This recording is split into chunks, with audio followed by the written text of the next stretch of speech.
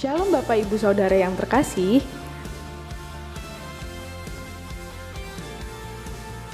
Mari kita siapkan hati dan diri kita untuk beribadah. Ikut berdoa, memuji, dan menyembah Tuhan.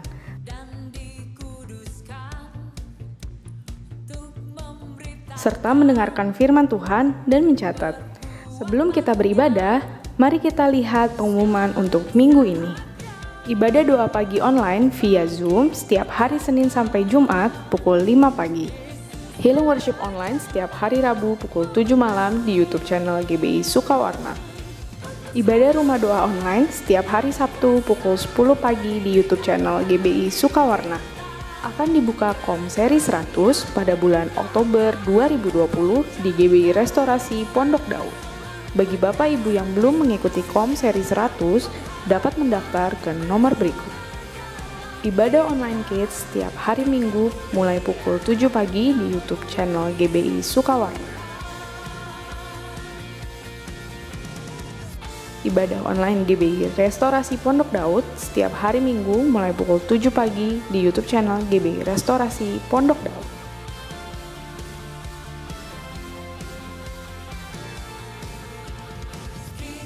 Kubu doa online via Zoom setiap hari Rabu pukul 5:30 sore. Informasi lebih lanjut dapat menghubungi Sekretariat Gereja di nomor berikut.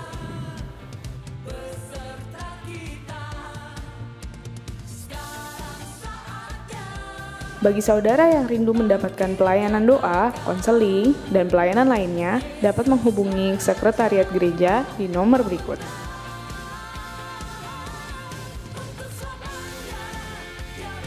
Persembahan persepuluhan dapat ditransfer ke Bank BCA 523019161 atas nama GBI RPDSE Persepuluhan.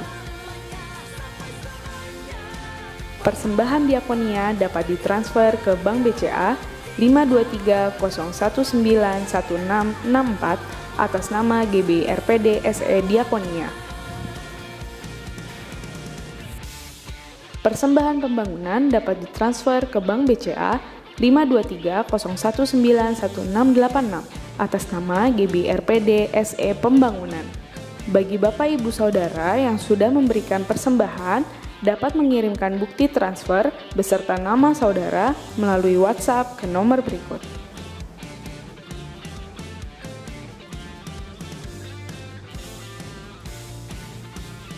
Bagi Bapak Ibu Saudara yang ingin mengetahui informasi mengenai kegiatan GBI Restorasi Pondok Daud, dapat mengikuti media sosial GBI Restorasi Pondok Daud berikut ini.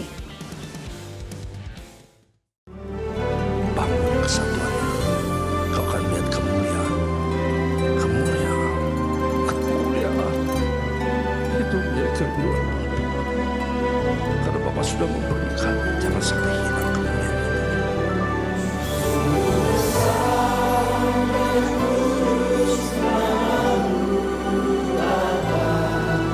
Ku selalu puji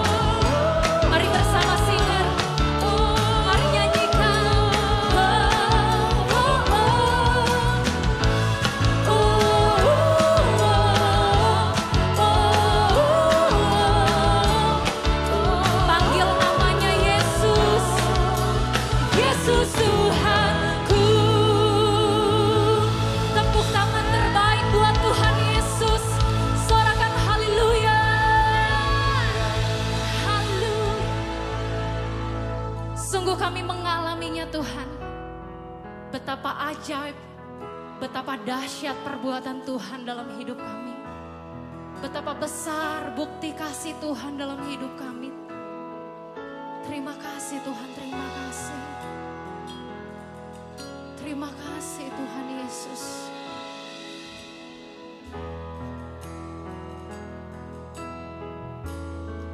Mari dengan hati bersyukur Bapak Ibu Saudara.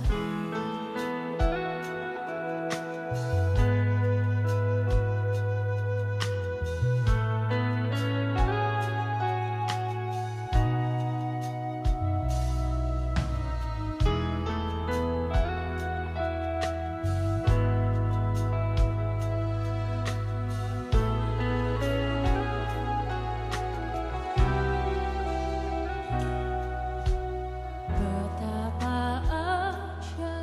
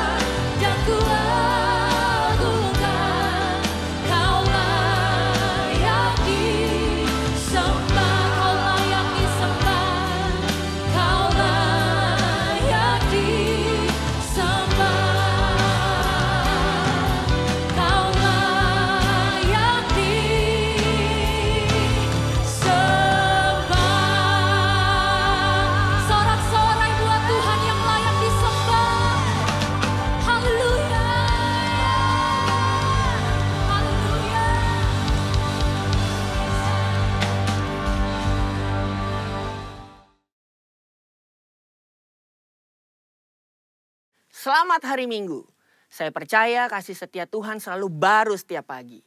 Voice of Pentecost kali ini akan membahas mengenai dinamika kesembuhan ilahi.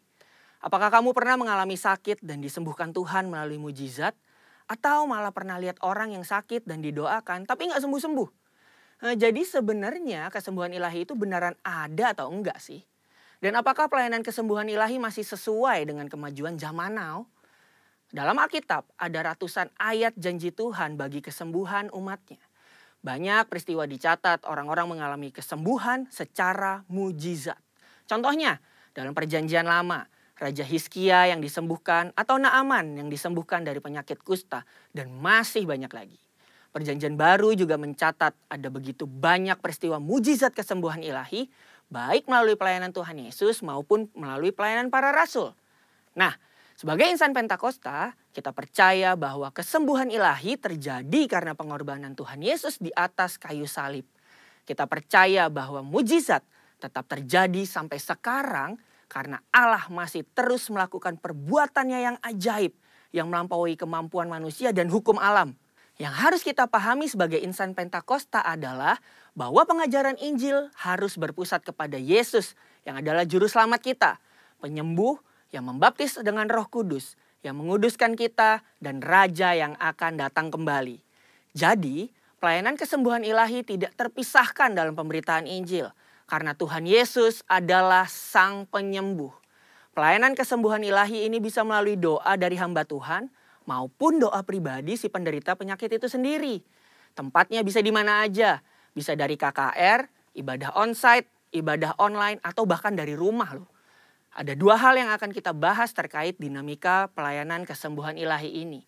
Yang pertama, apakah semua orang sakit yang didoakan pasti mengalami kesembuhan? Kalau janji Tuhan sih, ya dan amin. Tuhan Yesus sudah mati di kayu salib untuk kesembuhan kita. Terus kok nggak sembuh? Masalahnya bukan ada di janji Tuhannya, tapi ada di faktor yang mungkin ada di dalam diri kita yang harus diselesaikan lebih dulu. Forum Teolog GBI dalam pandangan teologis tentang penyakit memaparkan ada beberapa fakta mengenai penyakit. Yang pertama, ada penyakit akibat dosa kita. Yang kedua, ada hukuman Allah. Yang ketiga, karena perizinan dan kedaulatan Tuhan. Yang keempat, penyakit karena kejahatan iblis. Yang kelima, penyakit karena ulah manusia yang tamak, serakah, korup, dan destruktif. Untuk itulah kita perlu terbuka, mengaku dosa kita, memohon dan berdoa dengan iman. Seperti yang tertulis dalam Yakobus 5 ayat yang ke-14 sampai 16. Pelayanan ini merupakan bagian dari pelayanan yang dilakukan gereja. Tetapi hamba Tuhan dan gereja bukanlah Sang Penyembuh. Yang menyembuhkan tetap Tuhan Yesus sendiri. Hamba Tuhan dan gereja hanyalah alatnya. Jika seseorang didoakan dan gak sembuh saat itu juga, bukan berarti kita boleh seenaknya bilang, wah kamu gak beriman nih. Atau wah kurang doa ya. Proses kesembuhan ada yang langsung terjadi, yang artinya langsung sembuh setelah didoakan. Namun ada juga yang harus melalui beberapa proses, seperti konseling, atau didoakan beberapa kali baru mengalami kesembuhan. Yang kedua, apakah pelayanan kesembuhan ilahi masih sesuai atau relevan dengan situasi saat ini? Sudah jelas, perintah Tuhan bagi kita sebagai anak Tuhan untuk mendoakan orang sakit tidak pernah dicabut. Justru pelayanan ini berjalan selaras dengan penginjilan. Namun kenyataannya, gak mungkin dong kita bikin acara di lapangan bola terus ngumpulin semua orang yang sakit. Atau datang seenaknya ke rumah sakit. Apalagi ke ruang isolasi penderita COVID. Dan mendoakan mereka secara langsung agar mereka mengalami kesembuhan. Kenapa gitu? Karena pemerintah sudah mengeluarkan protokol kesehatan yang begitu ketat. Jika kita melanggar peraturan ini, maka kita sama aja lagi melawan pemerintah. Dalam catatan Christian Evangel, ada satu kejadian pada tahun 1918 sampai 1919 di mana pandemi flu Spanyol menjadi momok mengerikan bagi dunia. Ada sekitar 50 juta orang meninggal akibat pandemi ini. Tetapi yang menarik, insan Pentakosta pada saat itu mengikuti anjuran pemerintah untuk meniadakan pertemuan ibadah dan mengkarantina yang sakit. Mereka tetap tinggal di rumah dan berdoa. Tetapi mereka terus menyatakan bahwa Allah adalah tabib. Sama seperti yang kita lakukan sekarang ini nih. Luar biasanya, dampaknya adalah banyak orang yang lahir baru dan disembuhkan dari sakit penyakit akibat pandemi tersebut. Kesaksian iman mereka kepada Allah dan doa membuat mereka mampu melewati krisis. Keterbatasan pelayanan karena social distancing bukan berarti pelayanan kesembuhan ilahi menjadi tidak relevan atau membuat kita tidak bisa melakukan pelayanan kesembuhan ilahi. Tuhan memberikan ide-ide kreatif melalui sarana yang ada di sekitar kita nih. Misalnya sosial media dan teknologi informasi. Seperti pada zaman rasul-rasul yang secara kreatif menggunakan media perantara dan diurapi Roh Kudus. Seperti sapu tangan atau kain yang pernah dipakai oleh Paulus menyembuhkan segala penyakit dan mengusir roh jahat saat diletakkan di atas orang-orang yang sakit. Jadi, pelayanan itu tidak terbatas dalam pertemuan fisik. Allah juga bisa bekerja melalui ibadah online, melalui panggilan telepon, video call, atau menggunakan media sosial. Berabad-abad yang lalu, pelayanan kesembuhan ilahi telah dilakukan oleh nabi-nabi di Perjanjian Lama, Tuhan Yesus, dan rasul-rasul di Perjanjian Baru. Tidak berhenti sampai di situ. Pelayanan kesembuhan ilahi juga masih relevan dengan zaman now. Secara khusus, di tengah situasi yang sedang dunia hadapi saat ini, gereja harus terus memotivasi dan menggerakkan pengerja dan jemaat untuk melakukan pelayanan kesembuhan ilahi ini dengan mendoakan mereka yang sakit, bahkan dengan memanfaatkan teknologi dan media sosial di tengah keterbatasan akibat social distancing. Pelayanan kesembuhan ilahi merupakan karunia Roh Kudus yang diberikan kepada gerejanya. Oleh sebab itu, kesembuhan yang Tuhan berikan semuanya adalah untuk memuliakan namanya. Tuhan Yesus memberkati.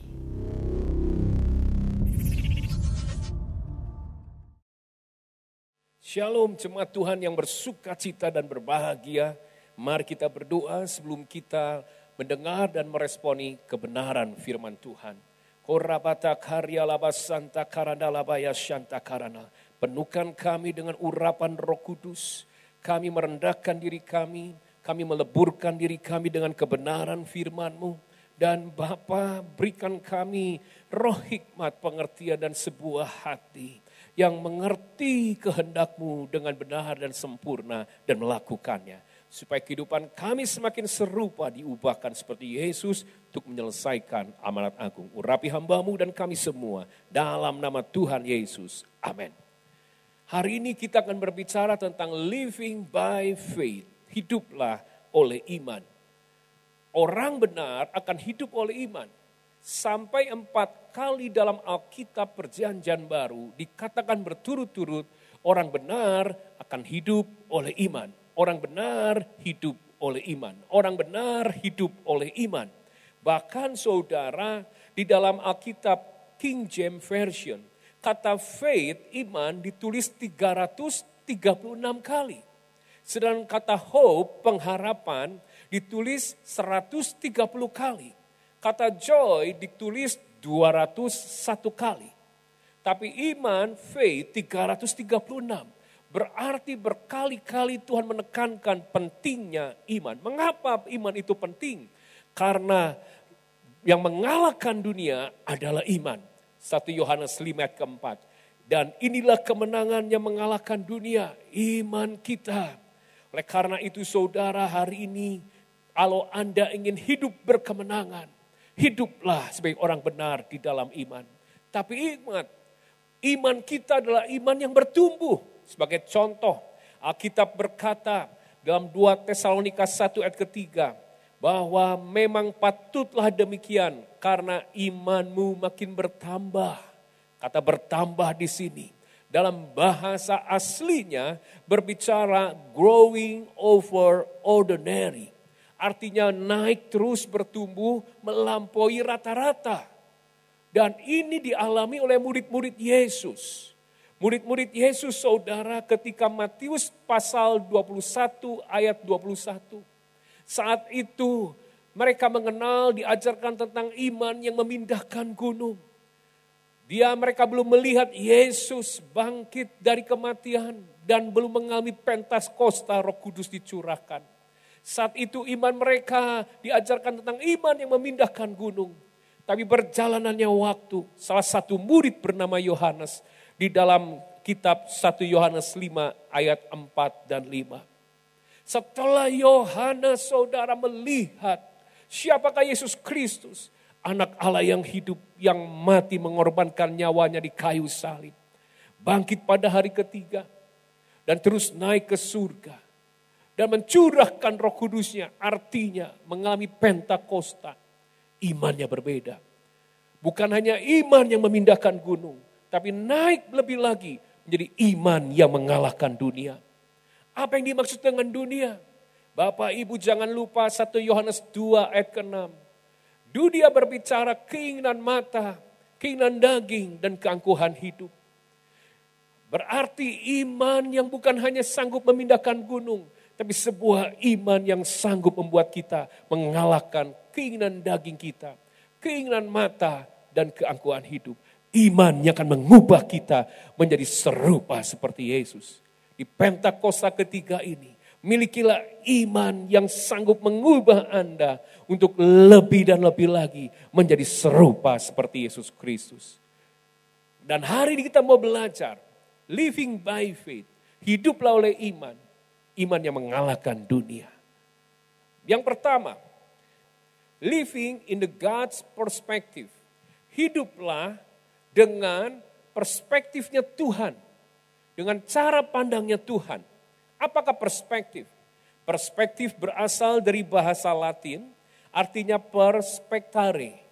Per itu melalui. Spectare memandang. Berarti perspektif adalah memandang melalui. God perspektif artinya memandang, melihat sesuatu yang terjadi dalam hidupmu. Memandang melihat sebuah krisis. Memandang melihat sebuah promosi, memandang melihat sebuah jalan buntu, memandang melihat penyakit, memandang melihat segala hal dalam hidupmu melalui mata Tuhan. Itulah living in the God's perspective. Bapak Ibu, kita harus melatih diri kita dalam keseharian kita, apapun yang terjadi sebagai orang benar. Janganlah kita melihat menurut cara pandang kita. Mengapa? Karena cara pandang manusia begitu bervariasi. Begitu banyak hal yang akan mempengaruhi. Contohnya, apa yang terjadi dengan Musa? Musa di masa ketika dia masih menjadi seorang pangeran Firaun di Mesir, dia menolong orang Israel. Dan tiba-tiba orang Israel menolak pertolongan Musa. Sehingga Musa yang membunuh tentara Mesir yang coba melukai orang Israel itu. Terdengar apa yang dilakukan Musa oleh Firaun. Musa lari. Berarti ada sebuah masa lalu yang sakit dalam hati Musa. Penolakan. Ada perasaan. Ada trauma. Dan itu mempengaruhi perspektif Musa dalam masa depannya. Dalam menghadapi panggilan hidupnya. Sehingga di dalam kitab Keluaran saudara, pasal 4, ayat 1 dan kedua. Musa berkata, bagaimana jika mereka tidak percaya kepadaku? Ketika Tuhan mengutus Musa untuk kembali ke Mesir dan membawa orang Israel keluar dari Mesir. Ah Tuhan, siapa aku? Lihat bagaimana cara Musa memandang. Sangat dipengaruhi oleh perasaan, oleh keadaan, oleh masa lalu. Sedangkan orang Kristen yang berkemenangan, mereka akan hidup bukan oleh perasaan. Mereka akan hidup bukan oleh apa kata orang. Tapi mereka akan hidup oleh iman. Iman kepada Yesus Kristus, anak Allah yang hidup. Karena saudara ketika krisis terjadi, pikiran perasaan kita akan terbatas. Di saat pikiran terbatas, perasaan terbatas, imanlah yang bekerja melampaui batas saudara. Iman tidak menabrak akal budi kita. Tapi iman jauh melampaui akal budi dan perasaan. Living by faith adalah ketika Anda mau yang namanya living in the God's perspective. Hidup dengan cara pandang Tuhan. Musa memandang itu. Tuhan gak mungkin dipakai. Ayat yang namanya kedua dikatakan bahwa bagaimana jika mereka tidak percaya kepadaku, tidak mendengarkan perkataanku. Melainkan berkata, Tuhan tidak menampakkan diri kepadamu. Saudara, tapi perspektif Tuhan terhadap Musa lain. Cara Tuhan memandang adalah jauh ke depan. Cara Tuhan memandang jauh ke dalam diri seseorang. Oh Musa memiliki potensi-potensi ilahi. Cara Tuhan memandang ketika di itu Tuhan berkata, apa yang ada di tanganmu Musa? Cuma tongkat Tuhan. Ini tongkat biasa yang saya gunakan untuk membersihkan kotoran-kotoran atau batu-batu. Tapi dalam perspektif Tuhan, aku bisa memakai tongkat itu. Dan benar, Tuhan berkata kepada Musa, lemparkan tongkat itu. Tongkat itu ketika dilemparkan menjadi ular. Dan waktu diambil kembali menjadi tongkat. Dan lewat tongkat yang biasa, Tuhan justru memakai Musa menyatakan kuasa Allah lewat tongkat di tangan Musa.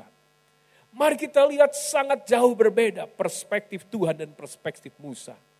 Oleh karena itu sebagai orang benar pilihlah untuk Anda yang namanya hidup dengan perspektif dari Tuhan. Nah saudara sebagai contoh di dalam perjalanan gereja kami saat ini di Tasikmalaya, kami menghadapi sebuah dilema. Untuk memulai pembangunan SMP atau tidak. Usia anak pendidikan SD kami sudah kelas 6. Jadi tahun ini kami open house SMP.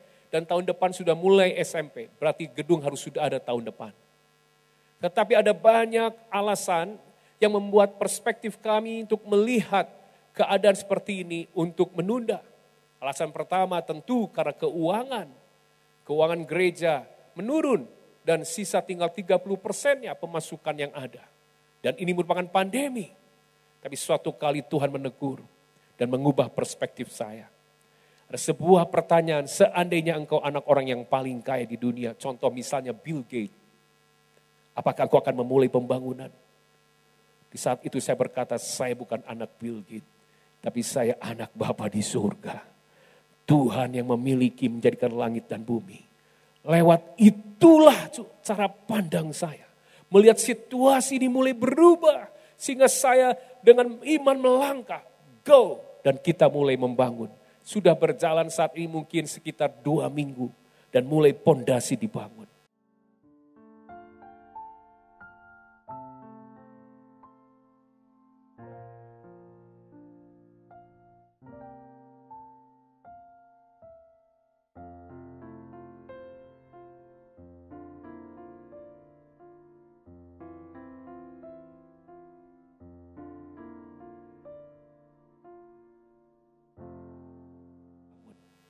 Mari kita lihat, cara pandang akan mengubah banyak hal. Dan contohnya saudara, betapa lemahnya manusia, cara pandang manusia. Di tangan saya, ini ada satu gelas kosong berisi kopi. Tapi bagi orang lain berkata, oh di tangan Pak Henry, ada satu gelas penuh, setengah kopi. Jadi orang bisa melihat penuh kopinya atau bisa melihat kosongnya. Itulah manusia. Tapi kalau Tuhan Yesus yang memandang, dia selalu melihat jauh ke depan. Dia selalu melihat jauh ke dalam. Dia bisa melihat ada hal-hal yang tidak terjangkau oleh pikiran dan perasaan kita. Oleh karena itu berdoalah seperti Efesus 1 ayat 17 dan 18. Dan meminta kepada Allah Tuhan kita Yesus Kristus, yaitu Bapa yang mulia itu, supaya ia memberikan kepadamu roh hikmat dan wahyu untuk mengenal dia dengan benar. Dan supaya ia menjadikan mata hatiku terang, agar aku mengerti pengharapan apa yang terkandung dalam panggilannya. Dan betapa kayanya kemuliaan bagian yang ditentukannya bagi orang-orang kudus. Doa. Minta Roh Kudus memberikan roh hikmat, mencelikan mata kita supaya diberikan mata yang baru. Yaitu matanya Tuhan untuk melihat segala sesuatu dengan perspektif Tuhan. Itulah living by faith, iman yang akan mengalahkan dunia. Yang kedua saudara, bagaimana supaya kita living by faith, hidup oleh iman. Iman yang mengalahkan dunia, living in the right choice. Hiduplah dengan keputusan yang benar. Hiduplah dengan pilihan-pilihan yang benar. Bapak Ibu sekalian, ketika kita diciptakan, kita diberikan otoritas untuk memilih. Karena dari sejak awal dalam Kejadian pasal 2 ayat 16 dan 17. Tuhan memberikan di Taman Eden otoritas untuk ada memilih. Dikatakan, semua pohon dalam taman ini boleh kau makan buahnya dengan bebas. Tapi pohon pengetahuan tentang yang baik dan yang jahat jangan kau makan. Oleh karena itu iblis tahu peluang untuk menguji dan menjatuhkan manusia dalam dosa adalah melalui membuat sebuah pilihan. Sehingga pertemuan pertama iblis dengan Hawa yaitu manusia. Iblis mencobai pilihan manusia. Kejadian 3 ayat 10 sehingga dia bertanya, tentulah Allah berfirman, semua pohon dalam taman ini jangan kamu makan, buahnya bukan, tanda tanya. Karena akan menguji apa yang akan dia pilih. Sejak saat itu manusia gagal memilih yang benar. Artinya memilih yang seperti hatinya Tuhan. Manusia kehilangan kemuliaan. Manusia kehilangan hadirat Tuhan. Oleh karena itu saudara, demikian awal pelayanan Yesus di muka bumi. Itu pun diuji lewat ujian pilihan-pilihan. Ujian iman sebenarnya ujian yang diizinkan untuk menguji apakah pilihanmu adalah pilihan yang benar atau yang salah. Apakah Anda memilih untuk tetap kuat dan untuk menyerah? Apakah Anda memilih untuk tetap percaya atau bimbang? Apakah Anda memilih untuk bersyukur atau ngomel? Apakah Anda memilih untuk yang namanya tetap berharap bersuka cita atau Anda meratap? Apakah Anda memilih untuk menari-nari dalam hadiratnya atau saudara mengurung diri dalam kunci kurungan depresi saudara? Itu pilihan, itu ujian iman. Oleh karena itu saudara seperti Yesus memenangkan berbagai pilihan. Waktu dia diuji, ubah batu menjadi roti. Jatuhkan dirimu. Dan apakah engkau akan menyembah aku kata setan, maka akan berikan semua kemuliaan di bumi ini. Yesus selalu memilih apa yang sesuai firman Tuhan. Jadi yang paling penting saudara, jangan anggap remeh. Orang Kristen sering kalah dan jatuh soal pilihan. Setiap pilihan ada konsekuensi. Kita harus memilih dengan bijak saudara. Minta Roh Kudus supaya engkau diberikan kekuatan untuk memilih dengan benar pilihanmu. Bukan berdasarkan perasaanmu, tapi atas dasar imanmu. Pilihanmu bukan atas dasar mata jasmani, tapi mata rohanimu. Pilihanmu bukan atas dasar kehendakmu, tapi kehendak Bapa di surga. Ujian iman adalah ujian pilihan. Living in the right choice. Hiduplah setiap hari dengan pilihan-pilihan yang benar. Jangan heran. Ulangan 30 ayat 15 dan 16. Alkitab berkata, ingatlah aku menghadapkan kepadamu pada hari ini. Kehidupan dan keberuntungan. Kematian dan kecelakaan. Karena pada hari ini aku memerintahkan kepadamu untuk mengasihi Tuhan Allahmu. Lihat, dari awal kita diperhadapkan hidup atau mati, untung atau kecelakaan. Tapi ayat selanjutnya, aku perintahkan hari ini. Kata hari ini garis bawahi, berbicara sebuah kehidupan sehari-hari. Di saat Anda bangun pagi, di saat Anda mulai bekerja, di saat Anda di tengah pandemi, di saat nanti Anda mengalami kelimpahan, semua serba pilihan. Pilihlah hal-hal yang benar di hadapan Tuhan. Saudara, saya terberkati apa yang terjadi saudara. Suatu kali saat itu ada seorang yang namanya pendeta di Jerman. Dan dia menjumpai seorang pengemis yang selalu namanya tersenyum dan berbahagia. Sehingga di saat suatu kali pengemis dalam kedinginan, pengemis ini tetap tersenyum dan rasanya bahagia. Akhirnya pendeta ini mendekati sang pengemis. Dan bertanya kepada sang pengemis itu, Bapak, saya melihat ketika Anda lapar, wajahmu tersenyum dan bahagia. Bahkan saat ini ketika Anda kedinginan, engkau tetap tersenyum dan bahagia. Bolehkah saya bertanya, siapakah Anda? Saat itu pengemis itu berkata, saya adalah seorang raja. Bingung saudara pendeta ini, raja. Lah balik tanya, memangnya kerajaanmu di mana wilayahnya? Dia cuma tepuk dadanya. Hatiku, aku memerintah hatiku untuk tetap bersukacita. Aku memerintah hatiku untuk tetap tersenyum. Di saat aku lapar, di saat aku kedinginan, di saat aku melihat yang lain bisa menghirup atau mengecap kopi-kopi yang panas di kafe-kafe itu. Tapi aku seorang raja yang memerintah hatiku, memilih hatiku untuk menetapkan tetap bersyukur, tetap bersukacita. Sehingga Roma 5 ayat 17 ayat Alkitab berkata, sebab jika oleh dosa satu orang, maut telah berkuasa oleh satu orang itu. Maka lebih benar lagi, mereka yang telah menerima kelimpahan kasih karunia dan anugerah kebenaran akan hidup dan berkuasa oleh karena satu orang itu, yaitu Yesus Kristus. Karena Yesus Kristus, kita akan hidup dan berkuasa. Kata berkuasa basileo, itu dalam bahasa Asia berbicara sebuah kehidupan yang memerintah, sebuah otoritas untuk memilih. Tuhan sudah berikan dalam hidupmu, untuk memilih apa yang berkenan dan benar seperti hati Bapa. Karena engkau oleh darah Yesus sudah menjadi anak-anak kerajaannya. Hari ini saudara, living in the God's perspective, hiduplah dengan perspektif Tuhan. Living in the right choice, hiduplah dengan memilih hal-hal yang benar di mata Tuhan. Yang terakhir, bagaimana kita bisa living by faith, hidup oleh iman. Iman yang mengalahkan dunia. Living in Christ, hiduplah dalam Kristus Yesus. Melekatlah dalam Yesus Kristus. Sampai Alkitab berkata 1 Petrus 3:15, tetapi kuduskanlah Kristus di dalam hatimu sebagai Tuhan. Di dalam Amplified Bible dikatakan, biarlah di hatimu engkau engkau menaruh, engkau menempatkan Kristus. Oh, di tempat tertinggi, terpenting, di tempat yang maha kudus. Artinya apa? Anda akan hidup dalam Kristus. Hidup oleh iman adalah hidupmu melekat pada Kristus. Anda menempatkan Yesus Kristus menjadi tempat yang terutama, terpenting, tempat yang terbaik dalam hidupmu. Itulah hidup oleh iman. Iman kepada Yesus Kristus, saudara.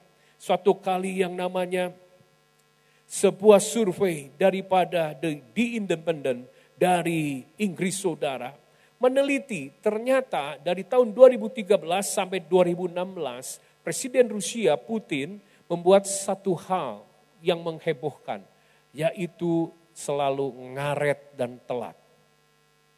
Sampai ketika dia mencoba ada pertemuan dengan Presiden Ukraina saat itu karena ada perang saudara, Presiden Ukraina harus menunggu 4 jam.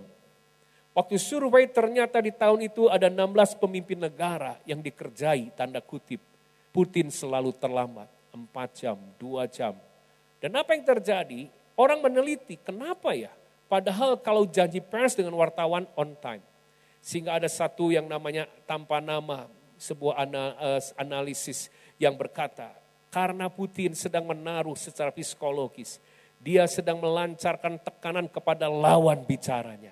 Bahwa betapa pentingnya dia, betapa dia itu begitu layak untuk ditunggu, begitu penting yang namanya untuk dinantikan. Saya katakan Yesus Kristus menjadi Tuhan dan Allahmu. Layak dan penting untuk kita nantikan, layak dan penting untuk kita layani, layak dan penting untuk kita taruh di urutan pertama.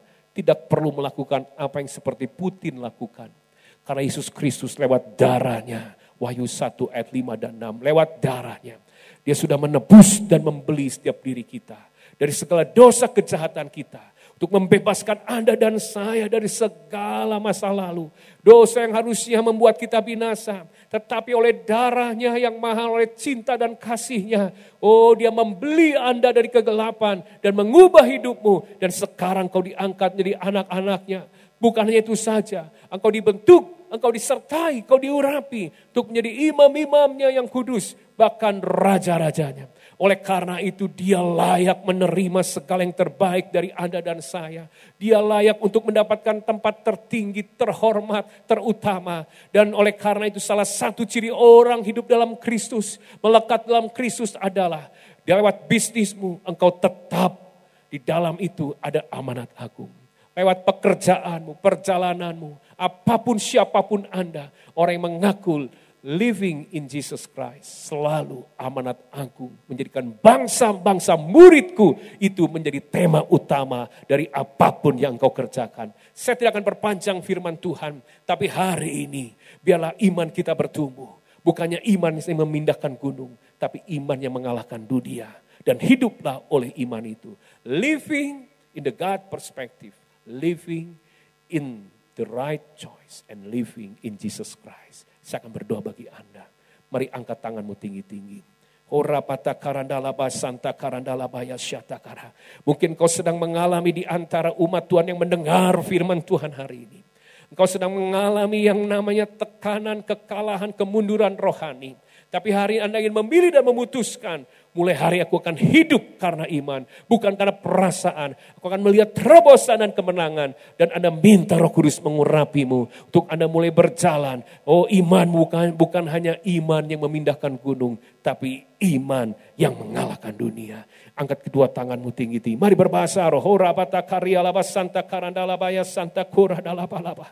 Idiama santa kuridaba karandalabata karandaboho syata karandalabara. Horabata karyalaba santa kurandalaka horabata syanta karandala. Kami hormatimu Yesus Kristus. Kami beritakan kebenaranmu. Di era Pentakosta ketiga, perlengkapi persiapkan gereja Tuhan untuk hidup berkemenangan, hidup menjadi saksi Kristus untuk memuridkan dan menyelesaikan amanat agung. Oleh karena itu Bapak, kau lihat tangan-tangan terangkat. Mulai hari ini, hidup kami bukan lagi hidup yang diperbudak oleh keadaan dan perasaan. Tapi hidup kami adalah hidup oleh iman kepada Yesus Kristus yang hidup. Iman yang mengalahkan dunia. Dan dalam nama Yesus Tuhan, pengurapan Tuhan turun dan penuh bagi kami. Haleluya, haleluya. Terimalah berkat Tuhan. Kasih karunia yang berlimpah-limpah daripada Allah Bapa dalam anak yang tunggal Yesus Kristus. Persekutuan yang manis dengan Roh Kudus menyertai saudara sekalian mulai hari ini sampai Yesus datang menjemput kita di awan-awan dan bahkan sampai selama-lamanya. Yang percaya bersama-sama katakan amin.